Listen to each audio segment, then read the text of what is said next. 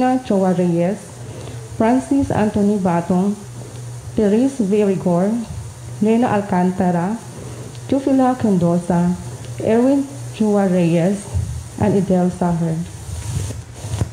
For the eternal repose of the souls of Lorita and Luciano Gutierrez, Pedro Malabanan Jr., Brother Dindo Maralit FSD, and Cholia Jimenez Azarcon.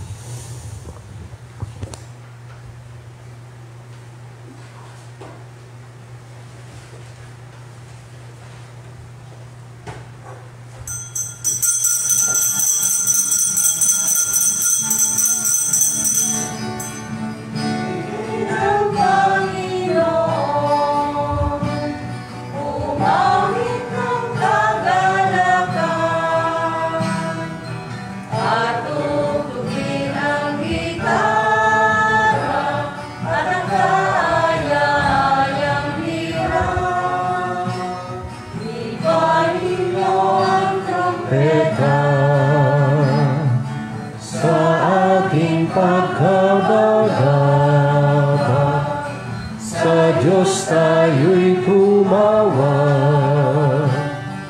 sa ating mga kaaway, tayo ay Kanyang iniligtas. Purihin ang Panginoon, umawit ng kagalakan, tugtugin ang gitara, ang kaaya-ayang lira. Paninyo ang trumpeta, hipanang trumpeta. Sa ngalan ng Ama, ng Anak at ng Espiritu Santo, sumainyo ang kapayapaan. Mga kapatid, palagi tayong inaanyayahan na sa harap ng Diyos ay magpakumbaba upang sa gitna ng lahat ng biyaya ay makita din natin ang ating mga kahinaan upang sa ganito ring paraan, muli matanggap natin ang biyaya ng kapatawaran.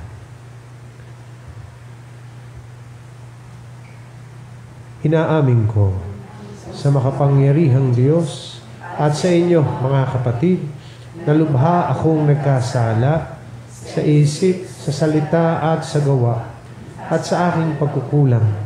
Kaya isinasamo ko sa mahal na Birheng Maria, sa lahat ng mga anghel at mga banal, at sa inyo, mga kapatid, na ako'y panalangin sa Panginoong ating Diyos. Kaawaan tayo ng makapangyarihang Diyos, patawarin tayo sa ating mga kasalanan, patnubayan tayo sa buhay na walang hanggan.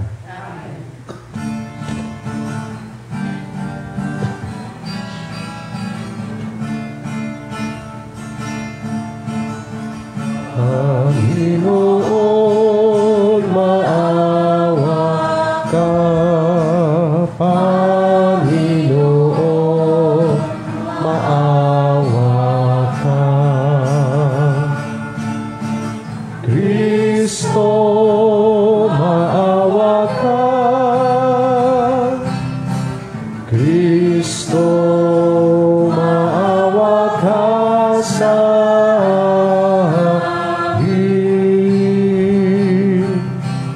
Panginoon, maawa ka. Panginoon, maawa ka. Manalangin tayo. Ama naming makapangyarihan, ipagkaloob niyo pong kami ay makasamba sa inyo ng may loobing taimtim na totoo. At kami rin naway magmahal sa aming kapwa-tao ng may damdaming ibinubunsod ng inyong Espiritu sa pamamagitan ng Jesucristo, kasama ng Espiritu Santo, magpasa walang hanggan.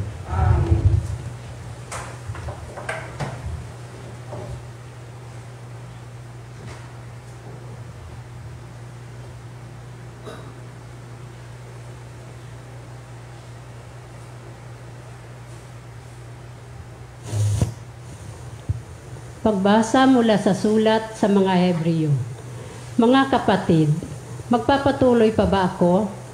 Kulang ang panahon para isalaysay ko ang tungkol kina Gideon, Barak, Samson, Jefte, David, Samuel, at sa mga propeta. Dahil sa pananalig nila sa Diyos, nakalupig sila ng mga kaharian, gumawa ng matuwid, at nagkamit ng mga ipinangako ng Diyos. Nagpatikom sila ng mga bunganga ng mga leyon, pumatay ng mga nangangalit na apoy, at nagligtas sa tabak. Sila'y mahihina, ngunit binigyan ng lakas upang maging magiting sa digmaan.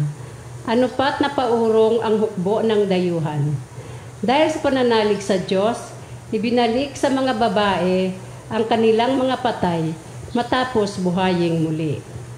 May mga tumangging palayain, sapagkat pinili nila ang mamatay sa pahirap upang muling buhayin at magtamo ng mas mabuting buhay.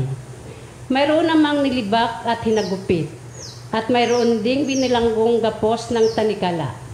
Sila'y pinagbabato, nilagari ng pahati, pinatay sa tabak. Mga balat ng tupa at kambing ang dinaramit nila. Sila'y mga nagdarahok, aping-api at pinagmamalupitan. Hindi marapat sa kanila ang daigdig. Nagpagala-gala sila sa mga ilang at kabundukan. Nagtago sila sa lungga at mga yungib sa lupa. At dahil sa kanilang pananalig sa Diyos, isang kasaysayang di malilimot kailanman ang kanilang iniwan.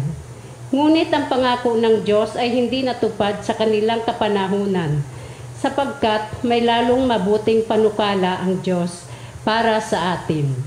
Ang tayo'y makasama nila kapag tinupad na niya ang kanyang pangako. Ang salita ng Diyos. Salamat sa Diyos. Magpakatatag ang tanang may tiwala sa may kapal. Magpakatatag ang tanang may tiwala sa may kapal. Poon ang pagpapala mo'y yung ilaan sa mga anak mong may takot na daglay. Kagilagilalas malasin ninuman ang pagkalinga mo sa mga hinirang na nangagtiwala sa iyong pagmamahal. Iyong kinalinga at iningatan mo laban sa adikha ng masasamang tao. Dinala sa ligtas na dakong kublihan upang di hamakin ng mga kaaway. Purihin ang poon sa kanyang pag-ibig na dulot sa akin nang ako'y magipit. Sagot po. Ako ay natakot, labis na nangamba, sa pag-aakalang tinakwil na muna. Ngunit dininig mo yaong aking taghoy, nang ako'y humingi sa iyo ng tulong. Mahalin ang puon ng mga hinirang, ng lahat ng tapat na mga nilalang. Ang tapat sa kanya ay iniingatan, ngunit ang palalo'y pinarurusahan. Magpakatatag ang tanang may tiwala sa may kapal. Magsitayo po tayo.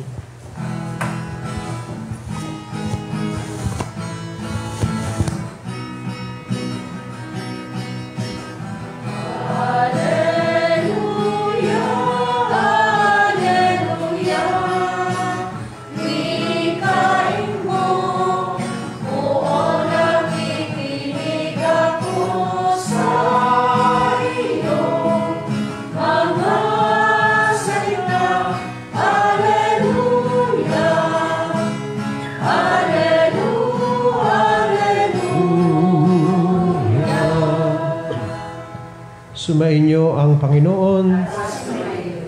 Ang mabuting balita ng Panginoon ayon kay San Marcos. Noong panahong iyon, dumating si Jesus at ang mga alagad sa ibayo ng lawa sa lupain ng mga Heraseno. Pagkababa ni Jesus sa bangka, siya'y sinalubong ng isang lalaking galing sa libingan. Ang lalaking ito'y inaalihan ng masasamang espiritu at sa libingan naninirahan. Hindi siya maigapos ng matagal, kahit tanikala ang gamitin. Malimit siyang ipangaw at gapusin ng tanikala, ngunit pinaglalagot-lagot niya ito at pinagbabali-bali ang pangaw. Talagang walang makasupil sa kanya. Araw-gabi, nagsisisigaw siya sa libingan at sa kaburulan at sinusugatan ng bato ang kanyang sarili. Malayo pa, ay natanawanan niya si Jesus. Siya'y patakbong lumapit at nagpatira pa sa harapan niya at sumigaw ng malakas, Jesus, anak ng kataas-taasang Diyos, ano ang pakialam mo sa akin? Huwag mo akong pahirapan alang-alang sa Diyos. Sinabi niya ito sapagkat iniutos sa kanya ni Jesus, masamang espiritu, lumabas ka sa taong ito. Tinanong siya ni Jesus, ano ang pangalan mo? Pulutong, sapagkat marami kami. Tugon niya. At mahigpit nilang ipinakiusap kay Jesus na huwag silang palayasin sa lupain iyon. Doon naman sa libis ng bundok ay may malaking kawan ng mga baboy na nanginginain. Nagmakaawa kay Jesus ang masasamang espiritu ng wika, papasukin niyo na lang kami sa mga baboy. At sila'y pinahintulutan niya. Lumabas sa tao ang masasamang espiritu at pumasok nga sa mga baboy. Ang kawan na may 2,000 ay sumibad ng takbo tungo sa pangpang ng lawa, nahulog sa tubig at nalunod. Nagtatakbo ang mga tagapag-alaga ng kawan at ipinamalita ito sa bayan at sa mga nayon. Kaya pumaroon ang mga tao upang tingnan kung ano nga ang nangyari. Paglapit nila kay Jesus, ang nakita nila ang lalaking inalihan ng mga demonyo. Nakaupo ito, may damit at matino na ang isip. At sila'y natakot. Isinalaysay sa kanila ng mga nakakita nangyari sa inalihan ng mga demonyo at ang sinapit ng mga baboy. Kaya't ipinamanhik nila kay Jesus na umalis sa kanilang lupain. Nang sumakay na si Jesus sa bangka, nakiusap ang inalihan ng mga demonyo na isama siya. Ngunit hindi pumayag si Jesus. Sa halip ay sinabi niya, umuwi ka at sabihin mo sa iyong mga kasambahay ang lahat ng ginawa sa iyo ng Panginoon at kung paanong nahabag siya sa iyo. Umalis ang taong yun at ipinamalita sa Decapolis ang ginawa sa kanya ni Jesus at nanggilalas ang lahat ng nakarinig niyon. Mga kapatid, ang mabuting balita ng Panginoon. Pinupuri ka namin, Panginoon Kristo. Mabigat ang karanasan ng taong inalihan ng masamang espiritu. Una, yung palamang karanasan na ikaw ay pangibabawan ng hindi mo sariling espiritu, mahigpit na yun. Ikalwa, hindi basta-basta espiritu, kundi masamang espiritu. At di lang masama, kundi marami pa. Sabi, lehiyon, pangkat, na gayon na lamang na kakaibang lakas ang ibinibigay, pero kakaibang pagdurusa ang ibinibigay doon sa tao. Kaya gabi-gabi nasigaw, sinusugatan ng sarili. At narito, si Lord dumating. Siya'y pinalaya. Pero tingnan ninyo ang mga nangyari. Pinalaya, may kapalit. Ano yung kapalit? Yung mga baboy, 2,000. Isipin nyo sa panahong ito, pagkamahal-mahal ng baboy. Ay pinatalo na laan to sa iyo ni Lord. 2,000. Humingi ng permiso yung mga demonyo na doon na pumunta sa baboy. Pinayagan naman ni Lord. Ay mahigpit niyan, tandaan nyo, itong lugar na ito sa Genesaret ay lugar ng mga pagano, hindi Hebreyo. Kasi sa mga Hebreyo, siyempre, ang baboy ay maraming pagkain. Hindi nila pinahahalagahan. Pero sa mga pagano, ang baboy, katulad natin. Kinakain natin. Negosyo, ikinabubuhay nila. Nako, ubos, 2,000. Tingnan nyo mabuti. Hindi nila napansin talaga yung kagandahang loob na nangyari doon sa tao. Bagkus, ang naisip ng mga tao ay yung pinagkalugi nila dahil naroon si Jesus. Kaya tinan nyo sabi, pinalaya ni Jesus yung inalihan, ang sabi pa sa kanya ng mga tao, umalis na kayo sa aming lupain. Biyaya, pero hindi. Kasi iba ang pinahahalagahan. Pero may mas magandang kwento. Ang laki na nung kwentong yun, ha? Pang pelikula na yan. Pero tingin ko may mas magandang kwento yung susunod. Siguro yung lalaki kaya sumunod kay Jesus ay unay magpapasalamat, ikalwa, magiging tagasunod sana. Bukod sa, ayaw din siguro niya tumigil na sarili niyang bayan kasi siya ang sinisisi. Na mawala yung mga baboy. Pero tingnan niyo ang tagubilin sa kanya ni Lord. Hindi pumayag si Jesus na sumama ito Sa halip ay sinabi, umuwi ka at sabihin mo sa iyong mga kasambahay lahat ng ginawa sa iyo ng Panginoon at kung paanong nahabag siya sa iyo. Sa gitna ng pagtingin ng mga tao sa paligid niya, pinababalik siya para ikwento ang kagandahang loob ng Diyos at ipadama sa kanila ang habag ng Diyos. Siguro hindi naging madali ang ginawa nitong taong ito, pero ako naniniwala may magandang kwento pagkatapos. Wala lang sa Bible. Bakit? Sabi dito, umalis ang taong yon at ipinamalita sa Decapolis ang ginawa sa kanya ni Jesus. Naging preacher. Nabanggit ko nga kanina sa Thought for the Day ay maraming beses o minsan talaga the best preachers are the worst sinners. Lalo na pag nadama nila ang pagliligtas ng Diyos. Kaya minsan paalala ko sa ating lahat, sa gitna ng ganitong kwento, as totoo lang, maaaring hindi pareho tayo ng kwento ng taong ito, pero tayong lahat may kwento rin ng biyaya ng Diyos sa buhay natin. Na mga bagay na minsan hindi natin napapansin. At di lang yun, may mga bagay na sa isang bahagi na hindi tayo nararapat, ibinigay pa rin ng Diyos sa ating pagliligtas, pagpapatawad, kagalingan sa karamdaman. Lakas sa gitna ng kahinaan. Mga bagay na dapat ipagpasalamat sa Diyos, pero may dagdag na pala. Huwag nyo lang ipagpasalamat. Ikwento ninyo sa iba. Become a preacher. Preach about the goodness of God, the mercy of God in your lives. Sa pagkatingin ko yun din. Kung ano yung tagubilin doon sa taong niligtas ni Lord, hindi nang tagubilin sa bawat isa sa atin na biniyayaan ng Diyos.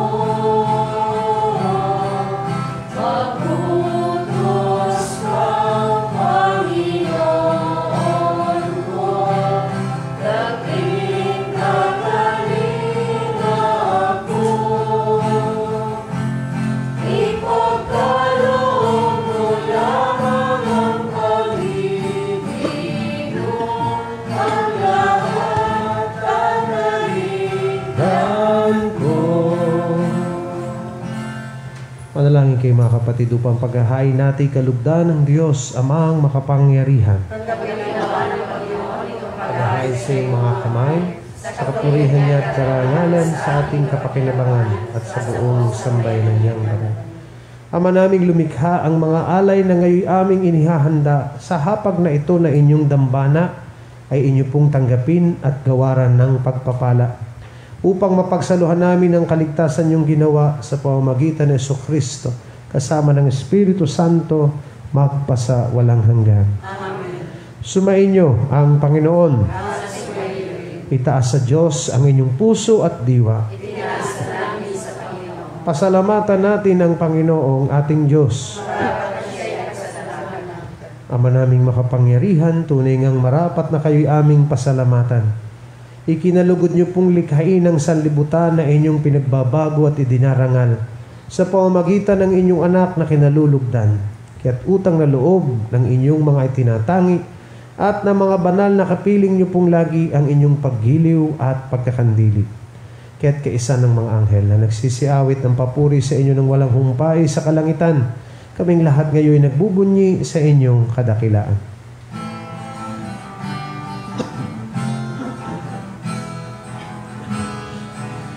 Santo, Santo, Santo, Panginoong Diyos na makapangyarihan.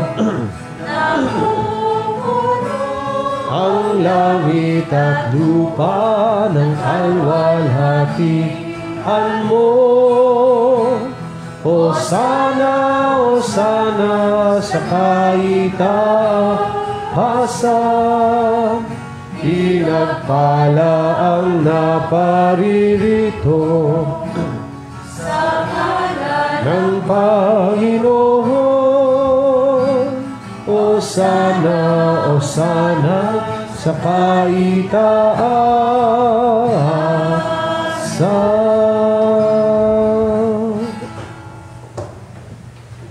Ama naming banal, kayo po ang bukal ng tanang kabanalan. Kaya't sa pamamagitan ng inyo pong Espiritu, gawin yung banal ang mga kaloob na ito upang para sa amin ay maging katawan at dugo ng aming Panginoong Hesukristo.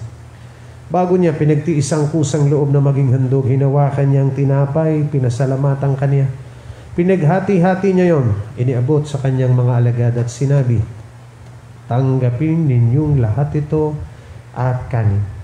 Ito ang aking katawan na ihahandog para sa inyo.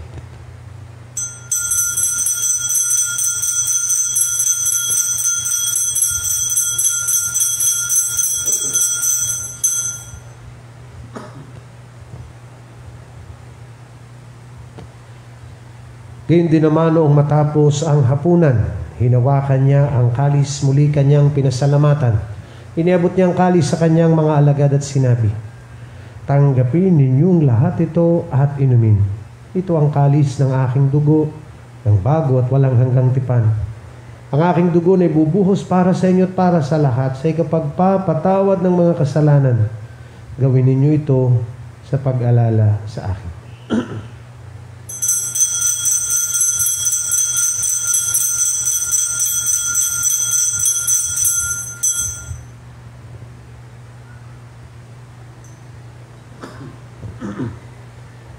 Ipagbunyi natin ang misteryo ng ating pananampalataya.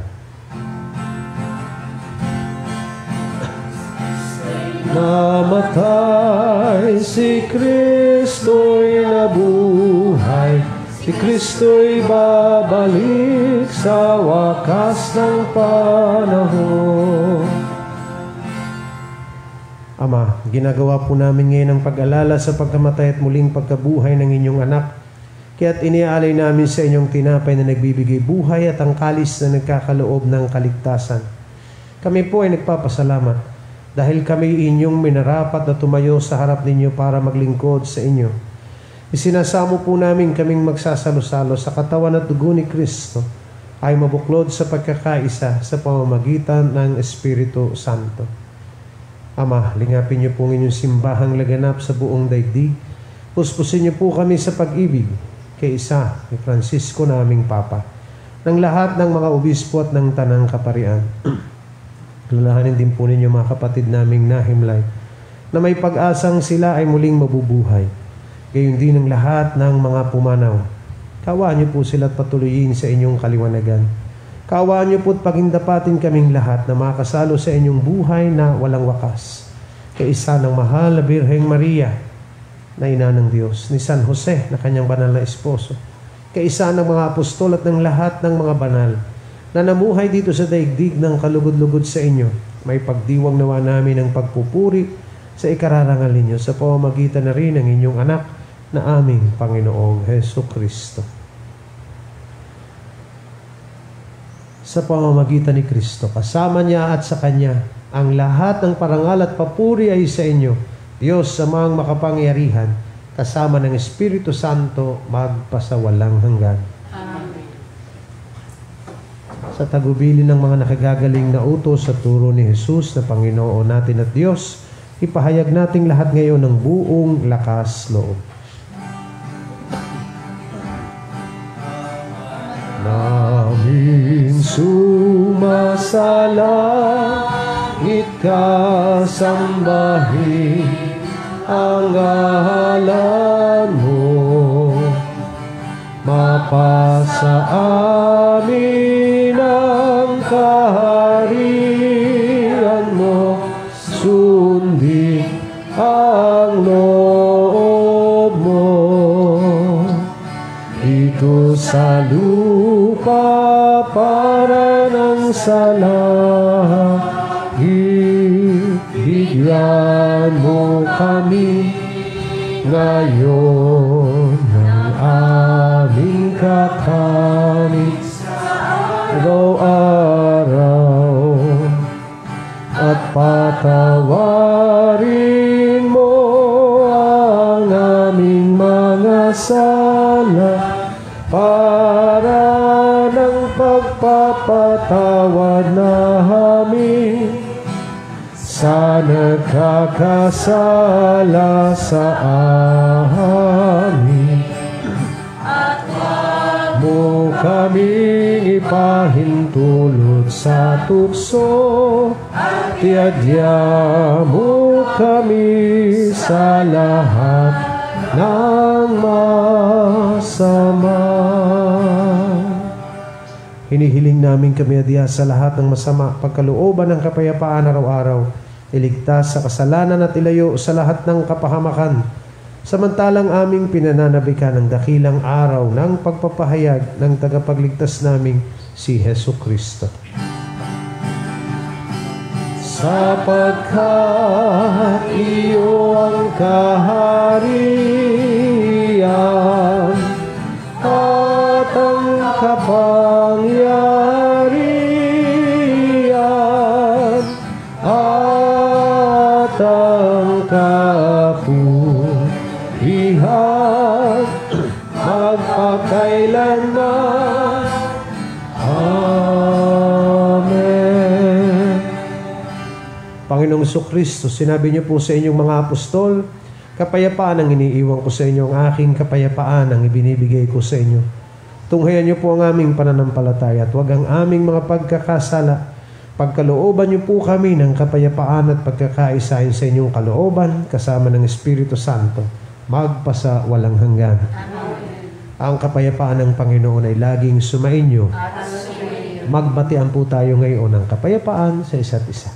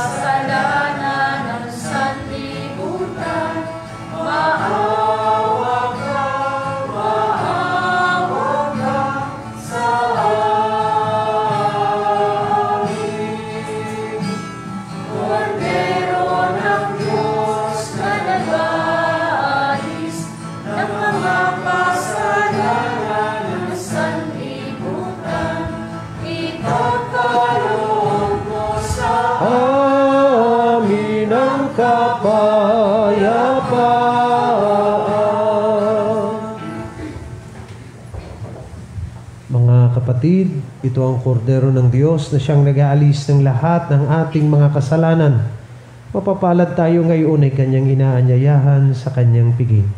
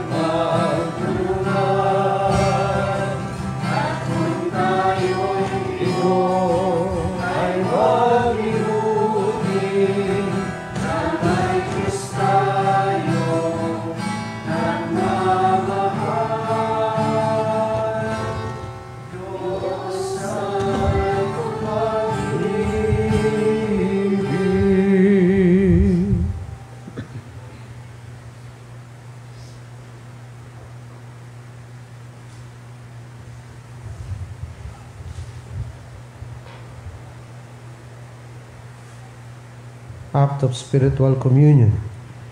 My Jesus, I believe that you are present in the most holy sacrament.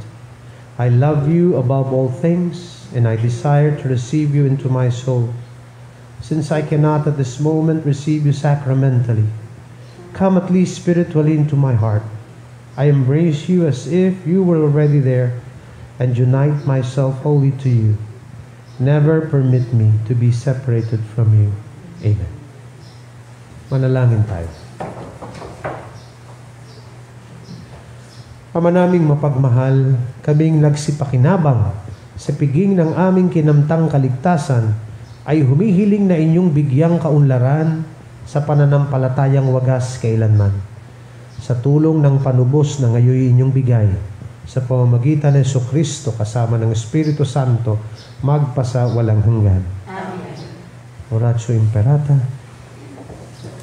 O Diyos amang mapagmahal, muli po kaming lumalapit sa inyong mapagpalang pagkalinga sa panahong ito ng pagsubok. Hinihiling namin ang inyong biyaya upang aming malampasang lahat ang panganib na dulot ng COVID-19 virus na marami na ang naapektuhan at maraming buhay na rin ang nakuha. Ipinananalangin namin ang lahat ng may karamdaman na dulot ng virus na ito ay agaran na sanang gumaling at muling makabalik sa pagpupuri sa inyo. Ganoon na rin ang sidhi ng aming panalangin para sa mga taong naglilingkod at gumagampan para sa kapakanan ng iba, upang masugpo ang karamdamang ito at mapigilan ang higit pang pagkalat at pananalata nito. Sa inyo po namin ipinagkakatiwala ang lahat ng aming mga mahal sa buhay, at kami buong kababaang loob na humihingi ng inyo pong patnubay upang di naming malimutang paglingkuran ang mga aba at higit na nangangailangan, lalo na sa mga panahong ito. Ang lahat ng ito'y aming hinihiling sa pamamagitan ni Jesucristong Panginoon namin at ng Espiritu Santo magpasawalang hanggan. Amen. Mahal na Birhen ng Biglang Awa, San Jose, San Rafael Arcangel, San Roque, San Lorenzo Ruiz, San Pedro Calungsod.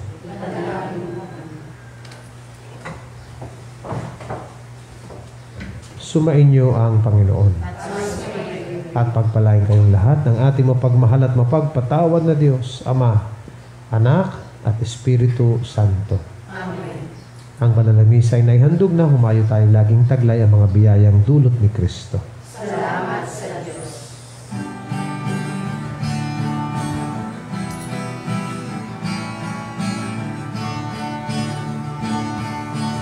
Ang sino